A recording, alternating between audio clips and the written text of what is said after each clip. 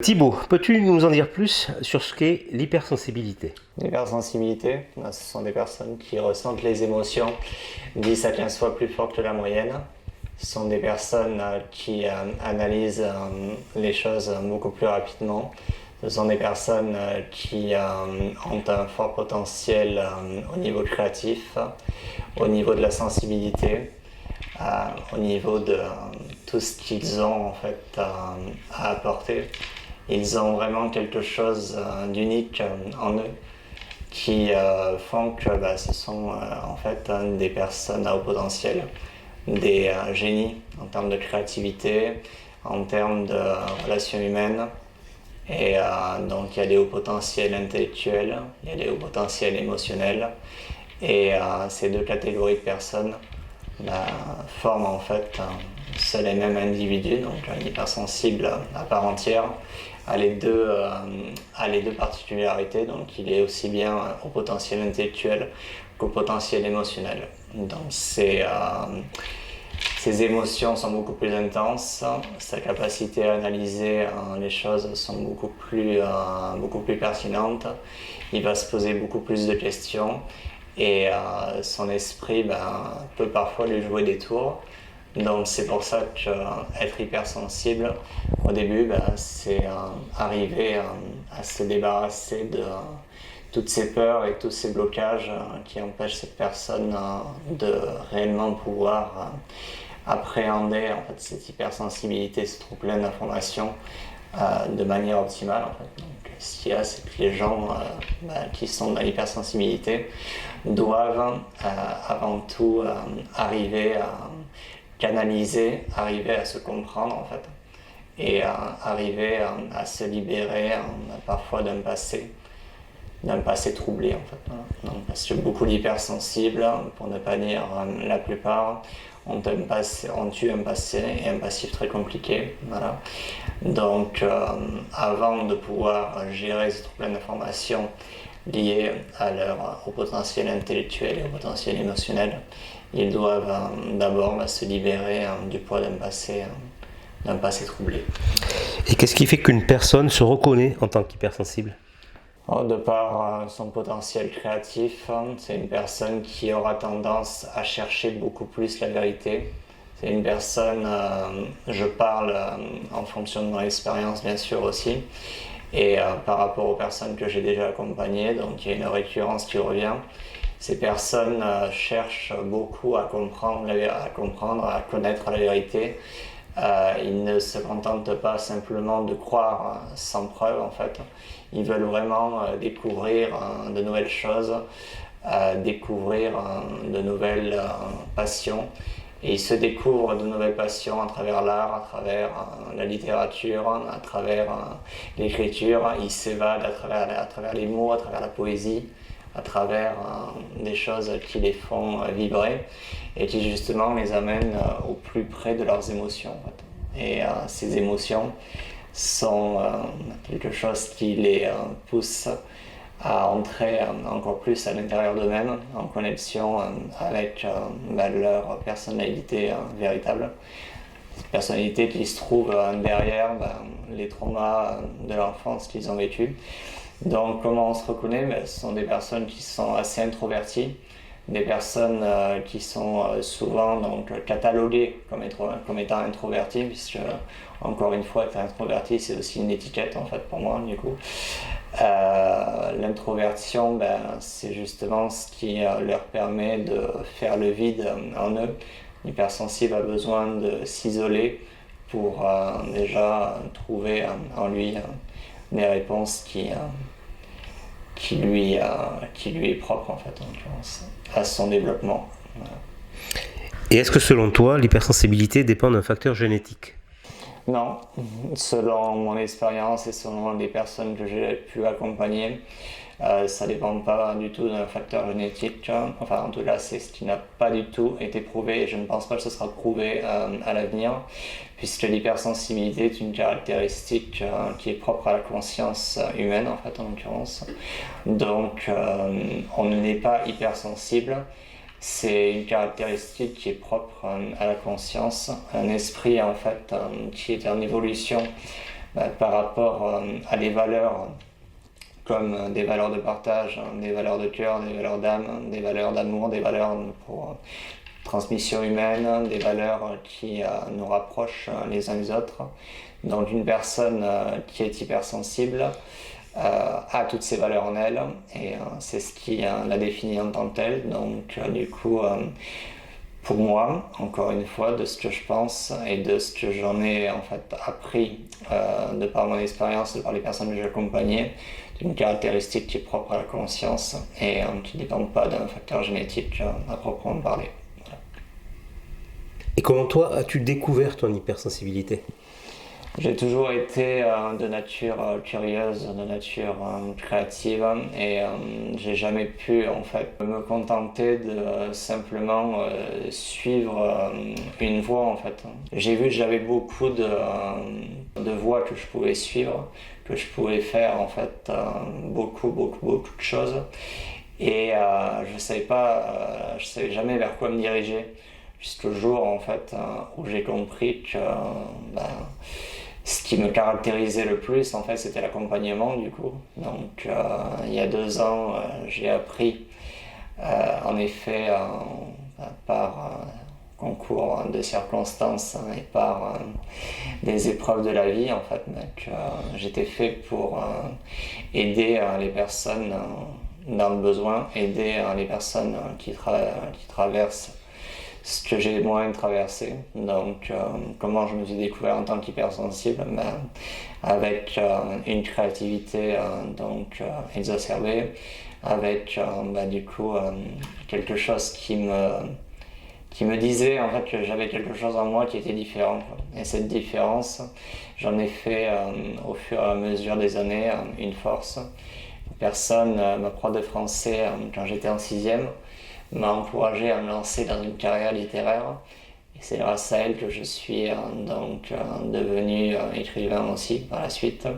C'est grâce à elle que je décide aujourd'hui de donner des conférences, donner cette interview.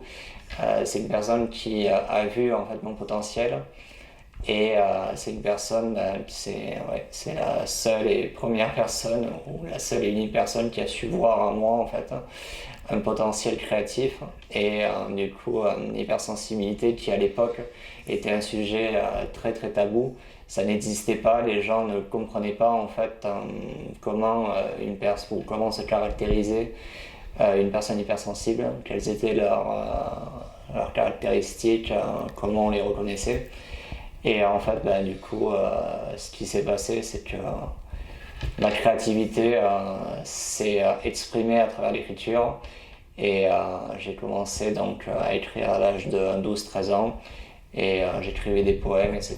Et puis par la suite, j'ai découvert justement que j'avais une sensibilité plus accrue donc à ressentir les émotions des gens, une sensibilité plus accrue à ressentir les énergies qui m'entouraient. Et notamment les émotions d'autrui, mes propres émotions, dont du coup un hypersensible doit faire toujours le parallèle, le distinguo entre ses propres émotions et les émotions des autres. Voilà. Donc du coup, pendant des années, j'ai cherché à me comprendre, j'ai rencontré les bonnes personnes sur mon chemin, qui m'ont guidé, qui m'ont emmené vers cette voie. Et je me suis trouvé un petit peu grâce à ces personnes. Mais de ce que j'en retiens, c'est que je me suis un peu, on va dire, accompagné tout seul. Même si j'avais vraiment des personnes à mes côtés qui me comprenaient. Mais au final, le seul à pouvoir vraiment s'en sortir et trouver son chemin, c'est soi-même en fait. Donc du coup, c'est nous-mêmes et j'ai réussi en fait. Et c'est là que j'ai pu rencontrer une personne qui m'est très chère, voilà, ma fiancée. Et cette personne que je dédie aussi cette interview, voilà. Parce que au final, après tout, j'ai vécu beaucoup d'épreuves, voilà, et pas seulement en tant qu'hypersensible, dans ma vie personnelle. Et du coup, c'est ce qui m'a permis au final, vouloir aider encore plus mon prochain, vouloir transmettre donc ses émotions, vouloir transmettre cette hypersensibilité, vouloir transmettre qui je suis à travers mon travail, donc qui est l'accompagnement. Voilà. Donc là je suis en pleine formation coaching, donc pour le coaching d'hypersensible. Voilà. À quel moment t'es-tu décidé à accompagner les hypersensibles? Je m'y suis décidé il y a 2 ans, donc à peu près, ouais, ça fait 2 ans. Il y a la vie en fait m'a mis, on va dire, la vie m'a mis une claque dans la figure, encore une fois, et j'ai vu en fait que je pouvais pas continuer en fait à ignorer qui j'étais. Voilà, donc je l'ai ignoré pendant des années. Ou c'est pas que j'ai ignoré, c'est que j'étais pas prêt, puisque je ne m'étais pas encore totalement trouvé. Et par circonstances de vie, du coup, il y a 2 ans, j'ai pu me trouver donc, définitivement. Et c'est-à-dire, on dit toujours que avant d'accompagner les autres, il faut d'abord s'accompagner soi-même. Donc, il y a 2 ans, j'ai terminé de m'aider moi-même. Et j'ai pu ensuite proposer mon accompagnement aux personnes qui en avaient besoin et aux personnes qui le méritaient. Voilà, parce que toute personne en fait mérite d'être aidée dans sa vie. Voilà. On est tous des humains, on est tous là pour accomplir une mission bien précise. Moi, la mienne, en fait, en l'occurrence, c'est d'accompagner les personnes sur ce chemin.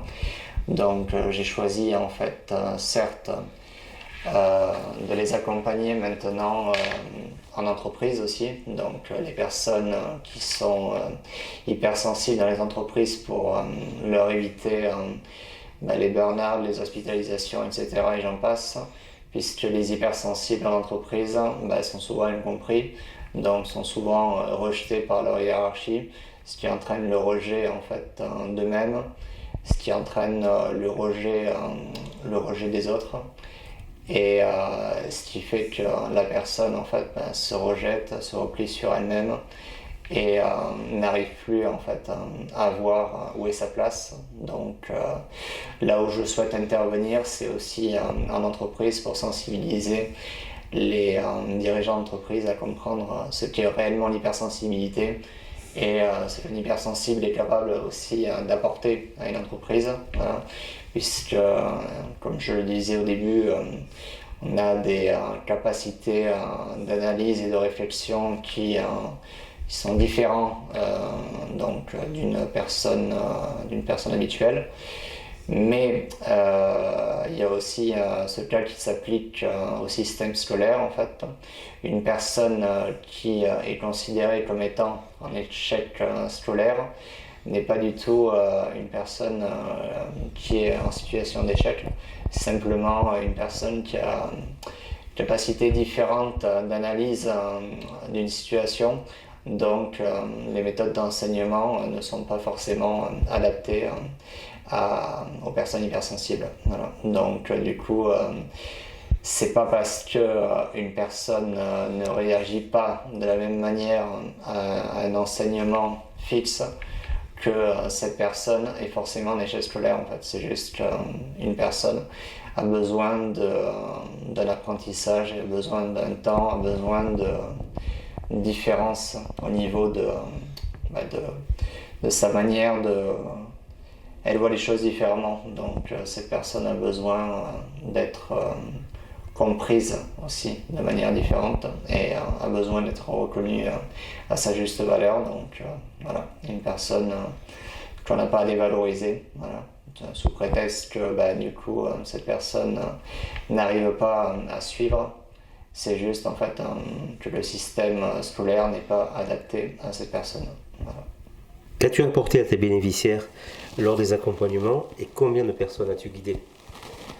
Alors déjà, je vais répondre à la dernière question, combien de personnes j'ai guidé. J'en ai guidé un peu plus d'une centaine depuis que j'ai commencé il y a 2 ans. Ils m'ont dit en fait que je les avais aidés à se retrouver, que je les avais aidés donc à mieux comprendre et mieux gérer leurs émotions liées à leur hypersensibilité, que je les avais aussi guidés vers la libération émotionnelle, donc libération des traumas du passé.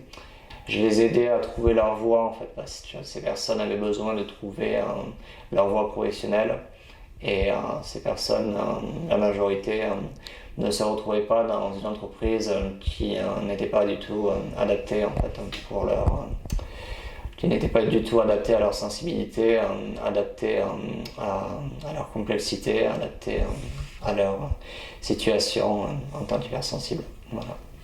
Le mot de la fin pour les personnes qui se reconnaîtront? Soyez authentique, n'ayez pas peur d'exprimer qui vous êtes, n'ayez pas peur d'exprimer vos vraies valeurs. Soyez qui vous êtes et soyez fiers d'avoir cette sensibilité, parce que cette sensibilité est un don précieux qui nous permet de réunir les gens entre eux, qui nous permet d'être dans des vraies valeurs, le partage, les liens humains, l'amour, la transmission et toutes ces valeurs en fait qui font que on doit être unis, on doit être solidaires les uns les autres, toutes ces valeurs qui nous rapprochent et nous divisent. Et n'ayez pas honte, n'ayez pas peur de ce que vous êtes, parce que vous n'êtes pas seul. Les hypersensibles représentent 30% actuellement de la population mondiale, donc ça fait énormément de personnes qui sont comme vous. Donc ceux qui verront cette vidéo se reconnaîtront sûrement. Et si vous vous reconnaissez, mettez-moi un commentaire, n'hésitez pas à partager, n'hésitez pas à me dire vos impressions, vos ressentis après. Et voilà, sur ce, portez-vous bien et merci à tous et à toutes d'avoir écouté jusqu'au bout. Merci pour tout.